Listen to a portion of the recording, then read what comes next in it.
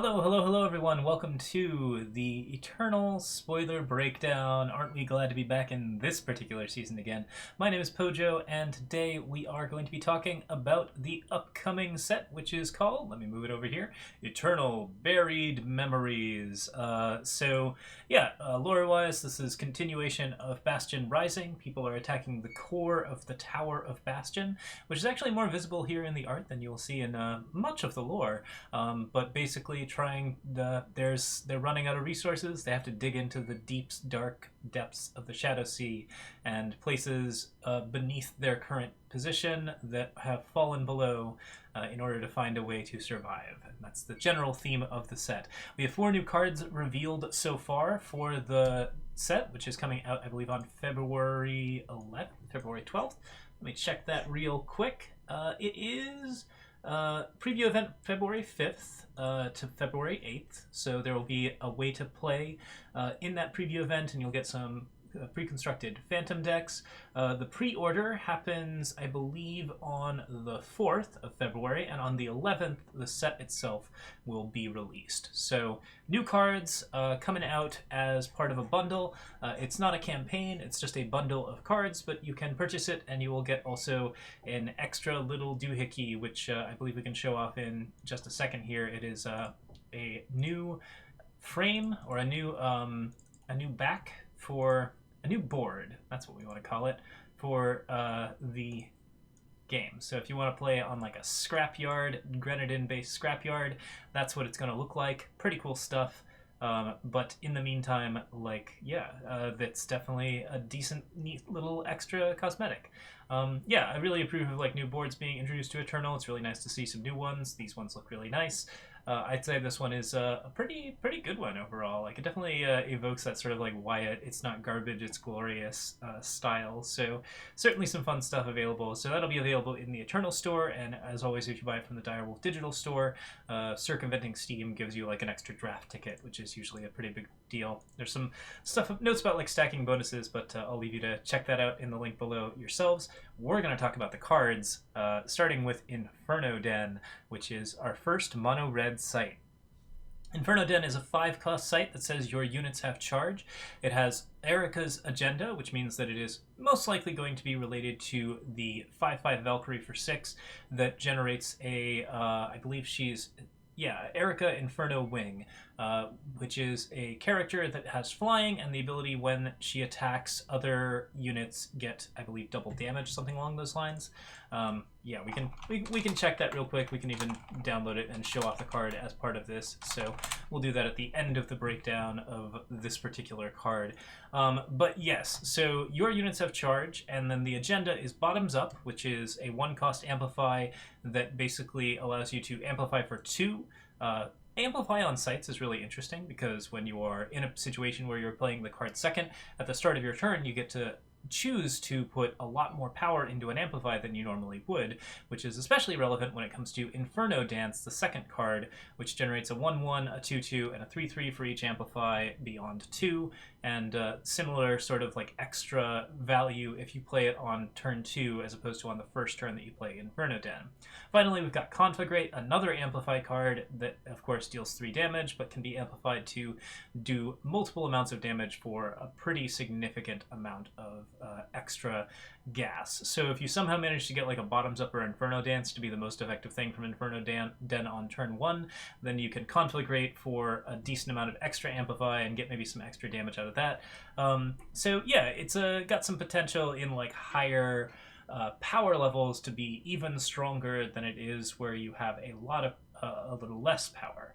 But it still does a lot of the things that you generally want a site to do, and we'll talk about each of those in turn. First things first, your units have charge. Really useful ability, generally pretty good on a site. If there's a site that gives Accelerate, and that is already like a pretty exciting card, there are a lot of different things that you can do with charge units that tend to be really, really effective. So getting an Inferno Den down and giving charge to your units allows you to trigger all sorts of on-hit and on-attack effects that you would not otherwise be able to trigger. And since the thing has 4 health on turn 5, it's actually a reasonably healthy and pretty well statted card. In fact, I'm a little bit nervous about the health on that site. Typically 4 health sites are really, really sticky. They also are typically costed around 6. It's very rare to see one that's this cheap that has this much health, and that could end up being a real problem for managing the site correctly, especially considering it's immune to a lot of the other like standard mono fire burn. Like you certainly can't burn this down with a lot of the 3 damage cards that you might see to put into use against these types of sites. But it's also not a 6 cost site or more, which is something that's relevant for current setups. So yeah, decently healthy, has a really great unit ability. Erica's agenda is really, really strong, but basically is dependent on the second turn as opposed to the first turn to be really, really effective. You're most likely playing it in this order: Inferno Den for Conflagrate, then play Inferno Dance, then play bottoms up on the Inferno Dance. But if you have a decent base of units down immediately, then you can Inferno Dance first, or Conflagrate first, and then bottoms up second.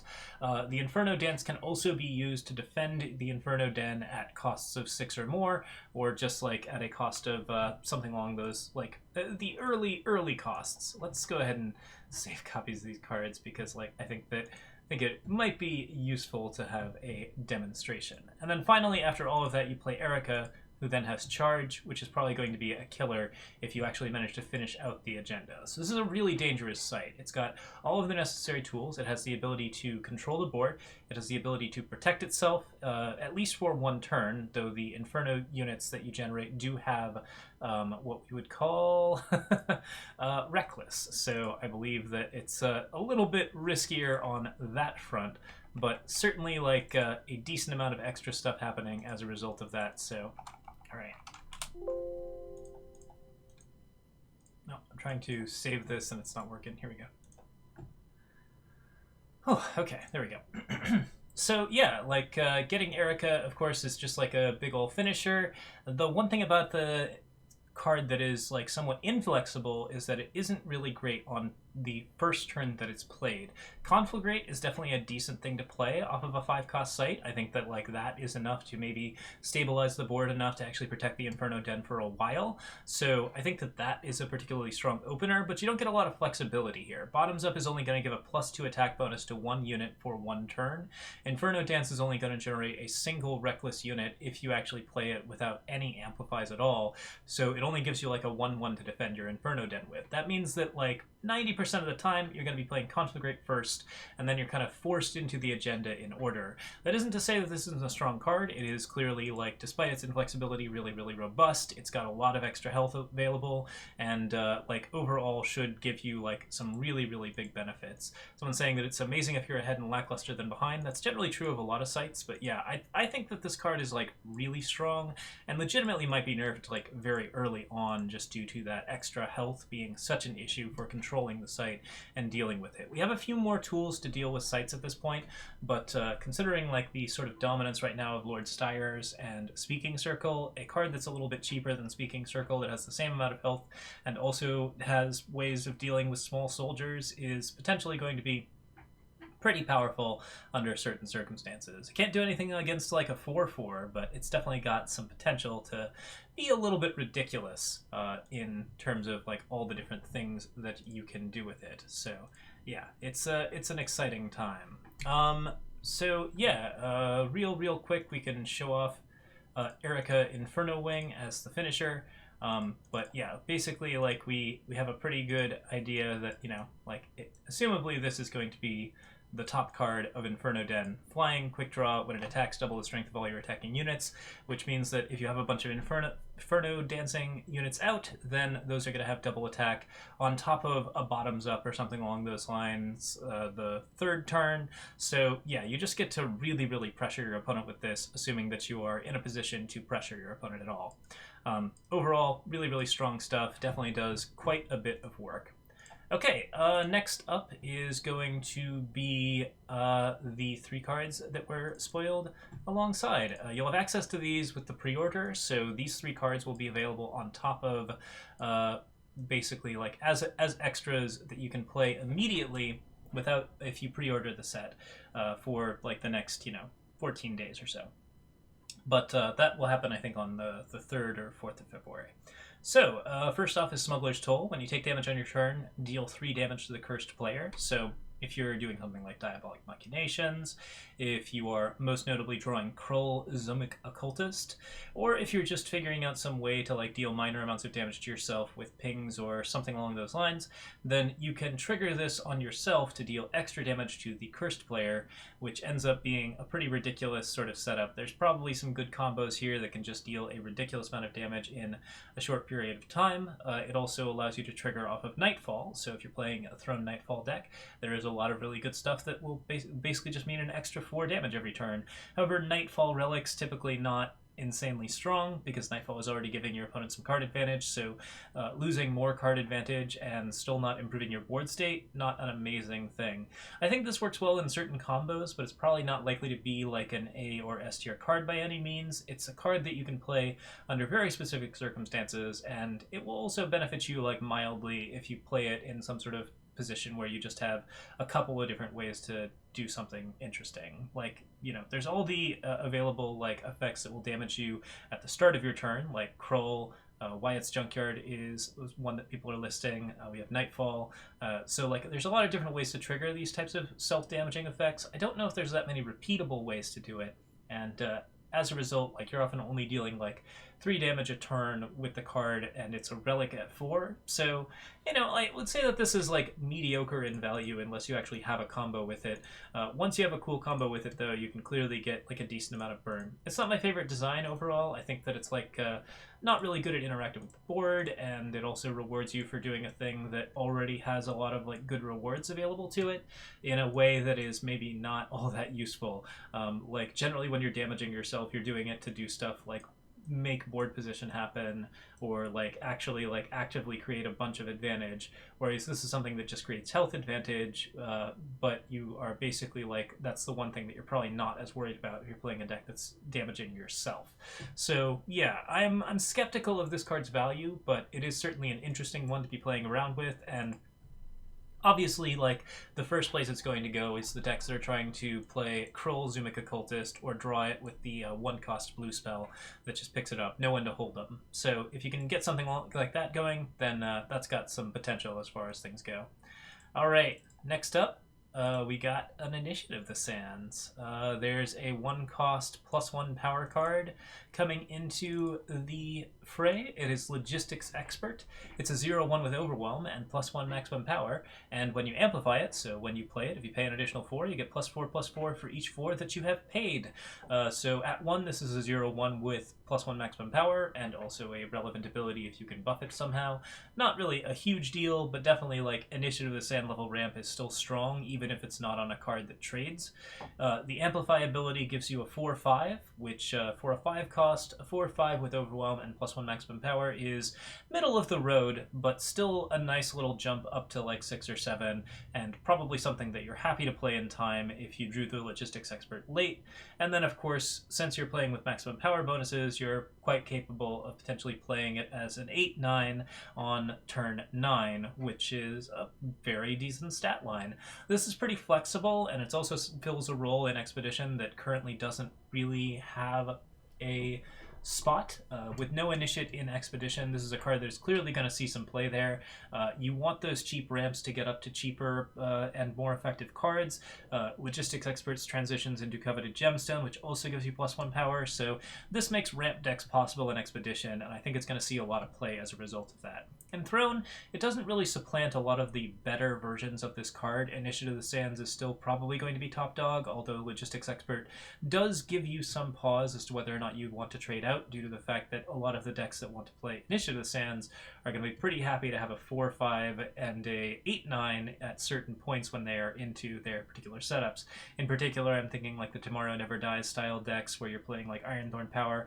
This is something where you can get like an extra amount of ramp out of it, so I could see it being played in Throne as well. But being able to not trade with 2/1s, that can be an issue, so We'll see how well it plays in Throne, especially since there are also like some 2-cost options like Trailmaker and the 1/3 with Shift that give you similar methods of ramping your maximum power on units, but with like significantly more benefits. So yeah, this is a really interesting card. I think it's definitely got a place in Throne and should be a really, really strong Expedition choice as well. In Expedition, it's going to be like, I think, just phenomenal and should define an archetype as far as like what kind of stuff it wants to do. The final card we have is House Alliance. This is gain an influence in a faction you don't have, depleted unless you already have Fire, Time, Justice, Primal, and Shadow altogether. However, if you do have all of those, you gain an influence of your choice. So no matter what, this card will give you influence, and also, of course, a maximum power. It is a power card, so it will always give you an additional +1 maximum power when you play it. It is depleted most of the time in the early game, but once you actually get all of that power together, then you have an undepleted card that you can use to play your big, scary 5-color bombs. So this is the card that allows you to slam your Nyctotraxian on 7, or throw down a Beacon of the Reach pretty early. I think there's just a lot of interesting things that the card can do in 5-color, like, powerful decks, but it is really, really niche in terms of like what it can do, since it only belongs in 5-color decks. And if you aren't playing 5-color, then this is just not worth it. The gain an influence in a faction you don't have ability does mean that you can use it as like sort of a bad diplomatic seal in Expedition, and that might be something you're looking for, but considering the power of vows and paintings, I think that both of those supplant House Alliance as part of like 2 or 3 faction decks. It's really only in 5 faction decks, and not only that, but late game 5 faction decks that you're happy to have House Alliance. Still, if you're interested in playing Throne Strangers or something along those lines where you have just a ridiculous amount of power coming out, you're using Trailmakers and that kind of thing to generate a ton of influence, this card clearly supports that. And House Alliance also supports, of course, building 5-color decks in Expedition, which is something that didn't have a lot of support before. I think most of the decks in Expedition that wanted to play that many colors just didn't really have like great options in terms of fixing. Vows are really, really good, but they don't give you like enough of card selection to really sort of get that extra chance of hitting all 5 colors at the same time. So this brings maybe Beacon back into Expedition metas and could be really relevant on that respect. The art on this one's pretty interesting. That symbol there with the pentagram is also on, I believe, Kyoju Elite, or Kyoju Oni Hybrid. Oni Hybrid has a badge that is that circle with the pentagram in it, and I thought it was the symbol of the Kyoju, but I'm guessing that it's more likely a symbol of all of the houses aligned, and it's possible the Kyoju are not even a house, which would make, I don't know, Argenport one of the houses, or sorry, Ironthorn one of the houses. We know that Ironthorn is one of the houses. I don't know which house it is. Okay, that is all of the cards. So of the 3 cards that are going to be available to you immediately, there's one that is like just sort of a nice build-in for a deck that you already like. If you like Zumic Occultist decks, you're probably going to be happy to try that thing out. I don't know if it's going to add a lot of power to that list, but it certainly is kind of interesting for giving that an attempt, and it could allow for some interesting Johnny stuff. House Alliance gives us like great extra availability for interesting jank, and we can start playing with that immediately, so that's excellent. And the time deck, the time card just opens up, like Logistics Expert just opens up a ridiculous amount of interesting options in time if you want to do fun ramp and maybe try for some like Praxis Sentinels or some even Combre Sentinels with a little bit of shenanigans attached. So yeah, this looks pretty interesting. I'm very curious to see if we see a couple more house cards, that kind of thing. As someone who's got some vested interest in the lore and is kind of like feeling a little like babysitting the lore at the moment, I'm very curious to find out all the names of the different houses, and so like cards like this are currently just perking up my ears. But yeah, I think that at the moment the main thing that this is exciting about is just the ability to build 5-color decks in Expedition, which whether or not that ends up being good, we will certainly find out. Okay, so that's it for today's spoiler breakdown. Again, this will come out February 11th. Pre-orders begin Thursday, February 4th, and feel free to check it out if you're interested in playing some new interesting cards from the 4th to the 11th. We'll, of course, be playing some Eternal on the 11th. We will definitely be trying to get some ridiculous nonsense out of the way and maybe do some like really interesting shenanigans. I might try to clear the day and just do like a full a 24-hour stream, or not a 24-hour stream, but like a 12-hour stream. So stay tuned for information on that, and we'll talk about it in our next spoiler breakdown. Thanks so much for watching, everyone. You can, as always, feel free to subscribe on YouTube, Twitch, Twitter, or Patreon. Any of those places are good places to follow and support the stream. Thank you so much for watching. Have a lovely one.